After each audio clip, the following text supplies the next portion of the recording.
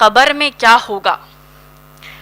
اگر اس عنوان پر ہم ایک عام طور پر غور و فکر کریں, تھوڑا سا سوچیں, ایک عام جواب ہر مسلمان کو معلوم ہے, وہ یہ, اگر پوچھا جائے کہ قبر میں کیا ہوگا تو کیا کہیں گے ہمارے عام مسلمان, جس کو مختصر قرآن حدیث کا ایک بالکل بنیادی علم ہے, کیا کہیں گے؟ قبر میں کیا ہوگا؟ اچھے کے ساتھ اچھا ہوگا, برے کے ساتھ برا ہوگا. تو اس کو اب عنوان لینے کی ضرورت کیا ہے؟ اس کے اوپر غور و فکر کرنے کی کیا ضرورت ہے؟ اس کے اوپر غور و فکر کرنے کی ضرورت اسی لیے ہے, اس کے اوپر ایک عنوان کی شکل میں لانا ضروری اسی لیے ہے, اس کے اوپر سوچنا, تدبر کرنا, غور کرنا, دوسروں کو بھی غور کروانا, اپنے گھر والوں کو, اپنے اہل و عیال کو, دوسرے مسلمانوں کو, رشتہ داروں کو بتانا یہ ضروری اسی لیے ہے کیونکہ جو رحمت للعالمین ہیں, اللہ رب العالمین کے بڑے پیارے, سب سے عظیم ہمارے پیارے رسول محمد صلی اللہ علیہ وسلم, جو سب سے پہلے جنت میں قدم ڈالنے والے آخرت میں, جو ہر قسم کے گناہ سے پاک ہیں, یہ ہم مسلمانوں کا عقیدہ ہے ماشاءاللہ. تمام انبیاء معصومین ہیں, انہوں نے پورے کے پورے انبیاء نے کبھی گناہ ہی نہیں کیا, اور اللہ کے رسول صلی اللہ علیہ وسلم کو تو اللہ نے رحمت للعالمین کہا ہے قرآن میں. کون سی آیت میں؟ سورہ انبیاء سورہ نمبر 21 آیت نمبر 107 میں اللہ نے کہا کہ میرے نبی محمد صلی اللہ علیہ وسلم رحمت للعالمین ہیں.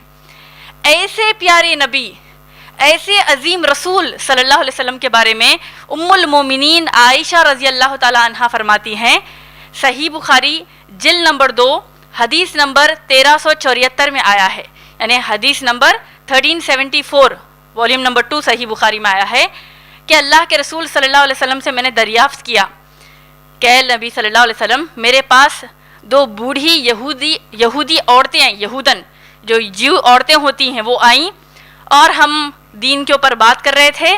اس نے مجھ سے کہا, میرے لیے اس نے دعا کی کہ اے اللہ آپ کو قبر کے عذاب سے بچائے.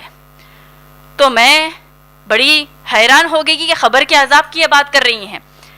اللہ کے رسول صلی اللہ علیہ وسلم جب گھر کو آئے, وہ لوگ عورتیں چلے گئی, اللہ کے رسول صلی اللہ علیہ وسلم جب گھر کو آئے, ام المومنین عائشہ رضی اللہ تعالیٰ عنہ فرماتی ہیں, یا رسول اللہ صلی اللہ علیہ وسلم, یہ عورتیں مجھے قبر کے عذاب کے بارے میں بتا رہی تھیں, کیا قبر کا عذاب ہوتا ہے؟ اللہ کے رسول صلی اللہ علیہ وسلم نے کہا کہ ہاں وہ صحیح بتا رہی تھی, قبر کا عذاب ہوتا ہے. حدیث یہاں ختم نہیں ہوتی. ام المومنین عائشہ رضی اللہ تعالیٰ عنہ فرماتی ہیں, اس کے بعد میں نے رسول اللہ صلی اللہ علیہ وسلم کو ہر نماز میں, نماز کے بعد قبر کے عذاب سے اللہ کی پناہ مانگتے ہوئے دیکھا ہے.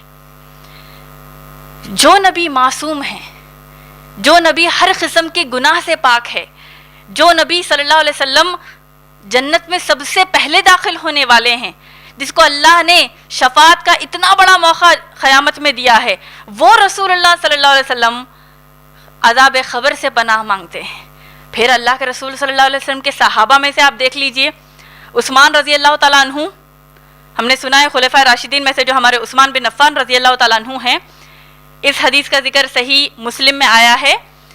عثمان بن عفان رضی اللہ تعالیٰ عنہ سے پوچھا گیا, اے امیر المومنین, ہم نے دیکھا کہ جب آپ کے سامنے جنت جہنم کا ذکر کیا جاتا ہے, آپ تکلیف میں, خوف میں تو آتے ہیں, لیکن اتنا زیادہ نہیں آتے جتنا قبر کے عذاب کے بارے میں کہا گیا تو آپ اتنا روتے ہیں.